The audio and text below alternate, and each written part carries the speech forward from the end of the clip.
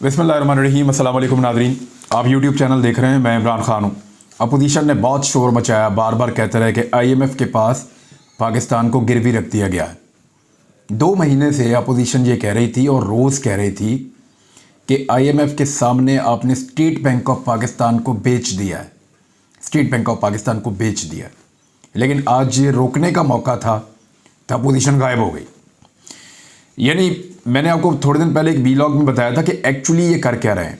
ये state bank of Pakistan को मज़ीद खुद मुख्तार कर रहे हैं, कुछ इख्तियारात उसको दे रहे हैं। इससे पहले भी स्टेट बैंक ऑफ पाकिस्तान को IMF की शराइत के ऊपर पाकिस्तान में मुख्तलिफ हुकूमतें खुद मुख्तारी देती रही हैं। ये वैसी खुद मुख्तारी है जैसी PMLN भी देती रही है, पीपल्स पार्टी भी देती रही है। परवेज़ मुशर्रफ साहब के दौर के अंदर भी कुछ इसके अंदर तरामीम हुई थी। और उसके अलावा जो पिछला दौर हुकूमत था बेनज़ीर भुट्टो साहिबा का और नवाज शरीफ साहब का, तब भी स्टेट बैंक को मज़ीद खुद मुख्तारी दी जाती रही है। और ये IMF और बैनुल अक़वामी इदारों की डिमांड्स के ऊपर ही होता रहा है। अभी यही डिमांड जो है पाकिस्तान तहरीक इंसाफ की हुकूमत के सामने थी और वो स्टेट बैंक ऑफ पाकिस्तान को मज़ीद खुद मुख्तारी देने जा रहे थे।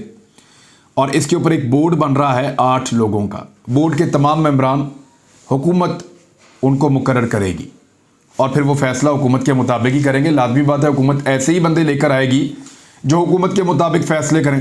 तो खुद मुख्तारी के बावजूद कुछ हद तक हुकूमत का control state bank of Pakistan के ऊपर रहेगा।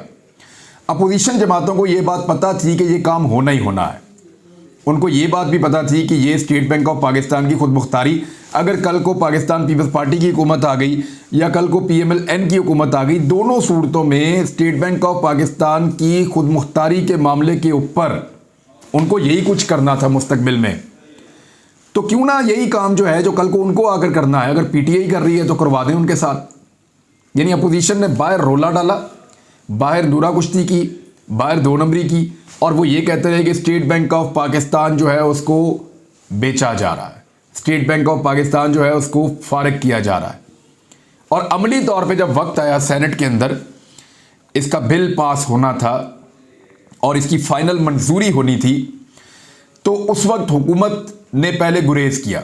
हुकूमत को लगा कि हुकूमत कमज़ोर पिच पे है, हुकूमत ने अगर इस बिल को भी पेश किया तो ये बिल पास नहीं होगा। अपोजिशन ने बड़ा एहतजाज किया, मुतालबा किया कि बिल पेश किया जाए, और शौकत तरीन साहब ईवान से बाहर चले गए थे। लेकिन अपोजिशन ने इतना ज़्यादा मुतालबा किया, शेरी रहमान ने कहा कि ये पोल खुल गया है कि हुकूमत को अपना सबसे अहम बिल लाते हुए शिकस्त हुई है।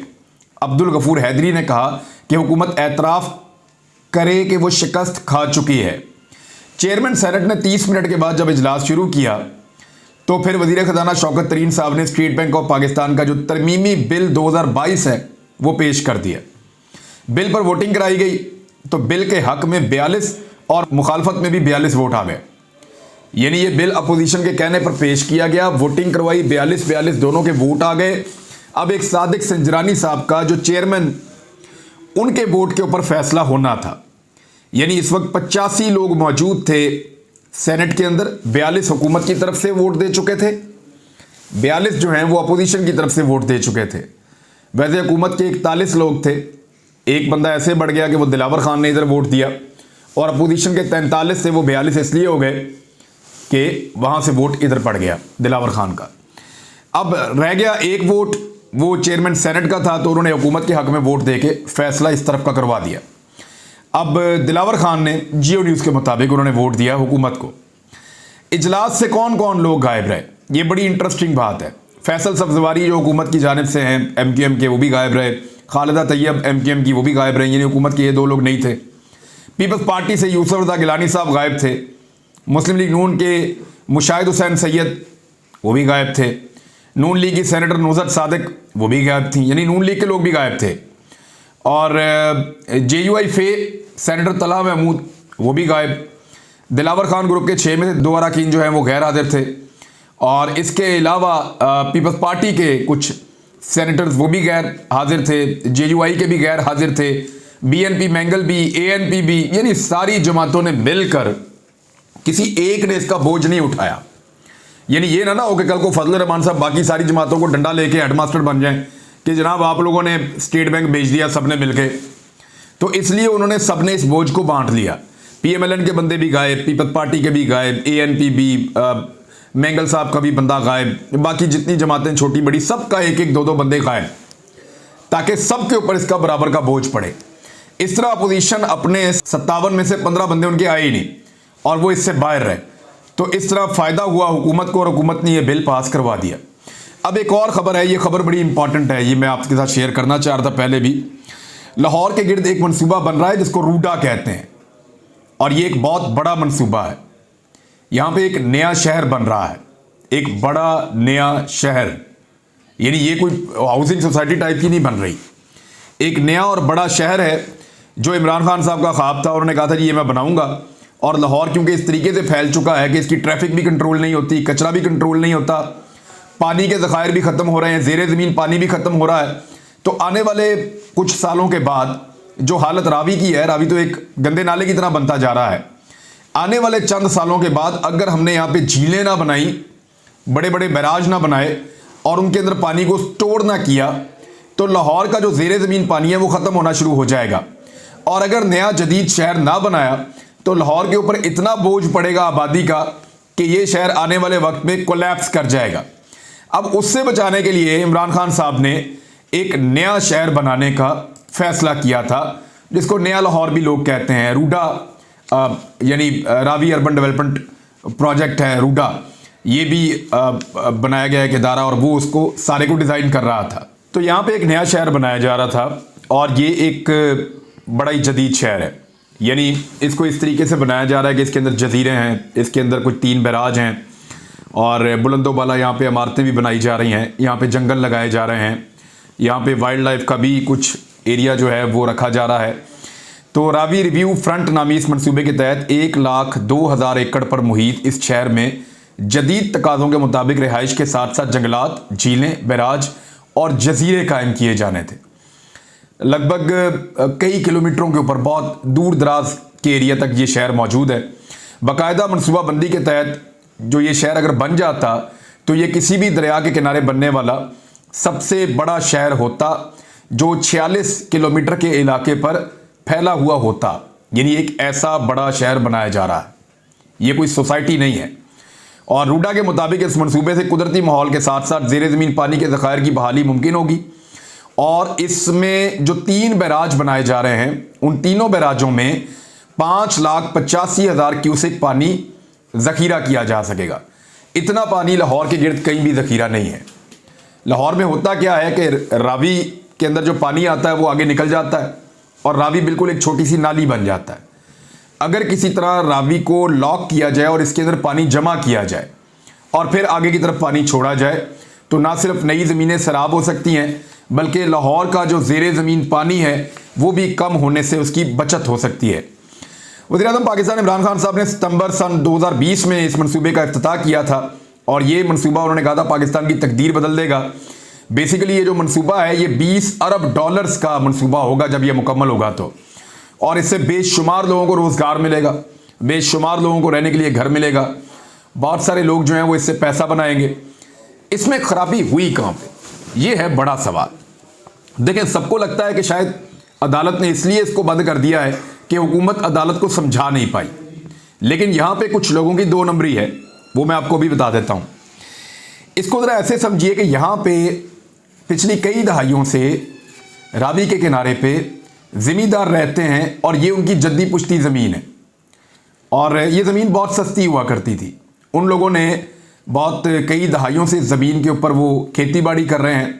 यहाँ पे जो पैदावार होती है, मैं इसलिए जानता हूँ, यहाँ बिल्कुल थोड़ी सी ज़मीन मेरी भी है अब हमारी फैमिली की, तो यहाँ जो खेती बाड़ी होती है उसमें आलू की पैदावार होती है, मकई की पैदावार होती है, गंदम की पैदावार होती है।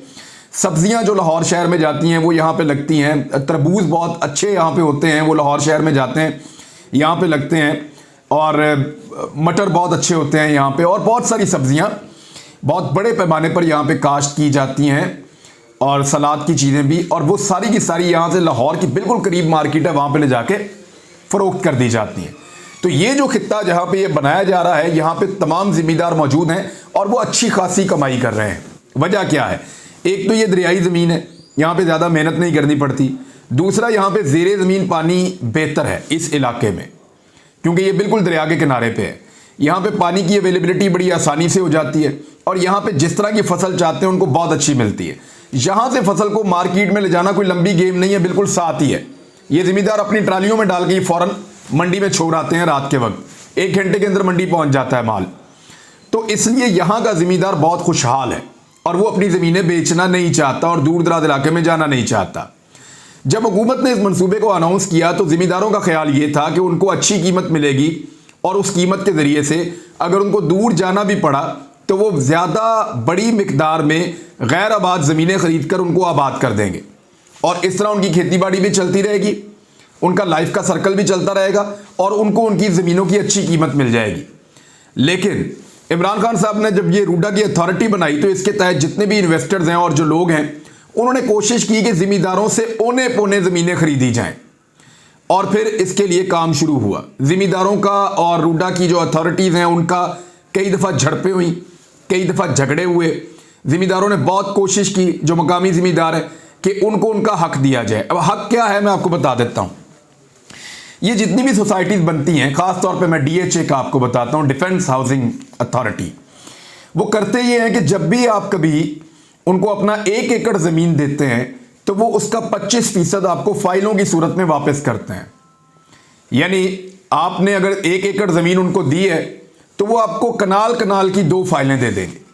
वो जो कनाल कनाल की 2 फाइलें होंगी वो आपकी अपनी हो जाएंगी, उसके अंदर आपको कोई एक्स्ट्रा चार्जेस नहीं पड़ेंगे। यानी अगर एक ज़मींदार ने 10 एकड़ ज़मीन दे दी है सरकार को तो उसके बदले में उसको कनाल कनाल की 20 फाइलें मिल जाएंगी और वो उन फाइलों को फ़रोख्त करना चाहे फ़रोख्त कर सकता है, रखना चाहे रख सकता है, बाद में उसके प्लॉट्स लेना चाहे तो वो भी ले सकता है। जिस एरिया में वो ज़मीन देगा उसी एरिया में उसको फाइलें मिल जाएंगी, उसी सेक्टर के अंदर। यही DHA का कानून है और बाकी सोसाइटीज़ भी ऐसे ही चलती हैं। अब यहाँ पे इस बात को मान नहीं रहे थे जो हुकूमती इन्वेस्टर्स हैं। वो ये चाहते हैं कि 10 मरले दे दिया जाए 1 एकड़ के पीछे।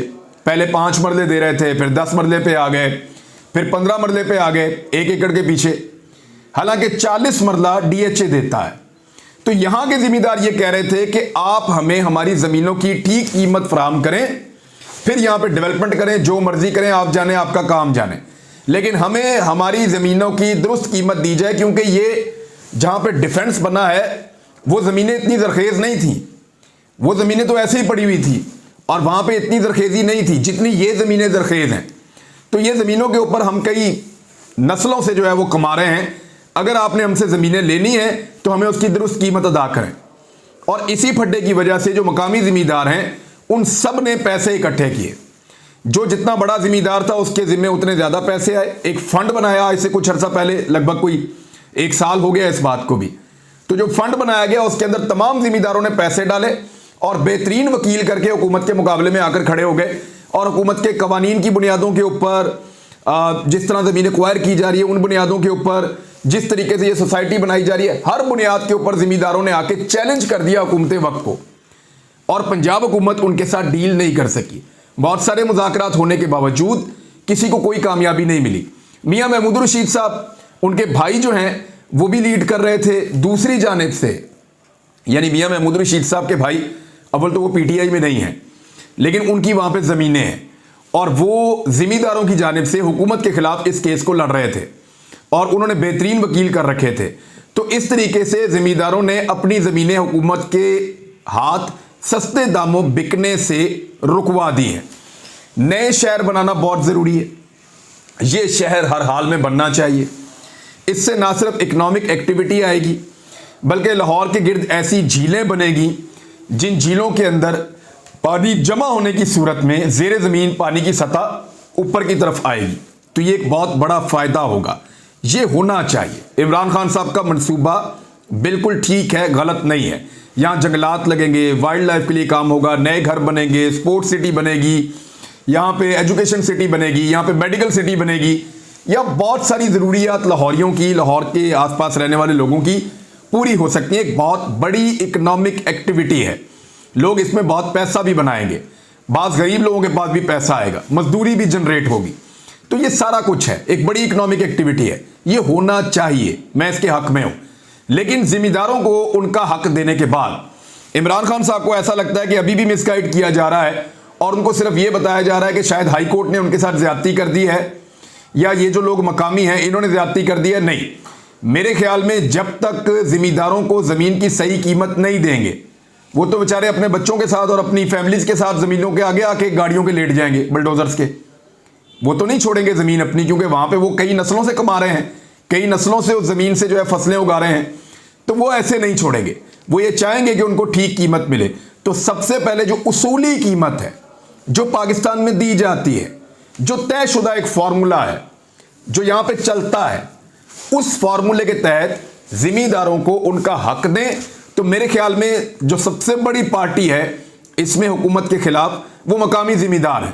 जब उनको उनका हक मिलेगा वो बाहर चले जाएंगे, फिर कोई कोर्ट के अंदर हुकूमत को चैलेंज नहीं करेगा। लेकिन अगर हुकूमत सुप्रीम कोर्ट ऑफ पाकिस्तान में भी जाएगी तो यही सारे जिमींदार और ये लोग अपने वकला को लेकर इसी तरह फंड बना के वहां पे भी हुकूमत के खिलाफ केस लड़ेंगे। अगर हुकूमत ये केस जीत भी गई तो भी मैं आपको बताऊं कि मुकामी जिमींदार अपनी जमीनों के ऊपर हुकूमत को जबरदस्ती रोकने की कोशिश करेंगे कि वो सोसाइटी ना बनाए। मैं सीरियसली आपको बता रहा हूं कि ये ऐसा ही मसला है। मैंने आज से पहले इसके ऊपर बात इसलिए नहीं की कि मेरी भी वहां थोड़ी सी जमीन है, अगर कल को ये जमीन महंगी होगी, बिक जाएगी, तो मैं उसका एक बेनिफिशियरी हूं। लेकिन मैंने बात आज तक इसलिए नहीं की जब तक कि ये अदालत का फैसला नहीं आ गया कि कन्फ्लिक्ट ऑफ इंटरेस्ट हो जाता, यानी मैं अपने फायदे के लिए, हालांकि मेरी बहुत थोड़ी सी जमीन है, हमारी वो इतनी बड़ी नहीं और वो है भी जरा साइड पे, लेकिन मामला ये है कि कन्फ्लिक्ट ऑफ इंटरेस्ट हो जाता। अब बिल्कुल आसान और सादा तरीका यह है, इमरान खान साहब को समझना पड़ेगा कि मकामी जिम्मेदारों के साथ गवर्नमेंट ऑफ पंजाब एक कमेटी बनाकर उसूल के मुताबिक मुआवजा तय करे और उसके बाद फिर यह काम आगे बढ़ाया जा सकता है। मसला यहां पे आके फंसा हुआ है। अब तक के लिए इतना ही। अपना ख्याल रखिएगा, अपने इस चैनल का भी। अल्लाह हाफिज़।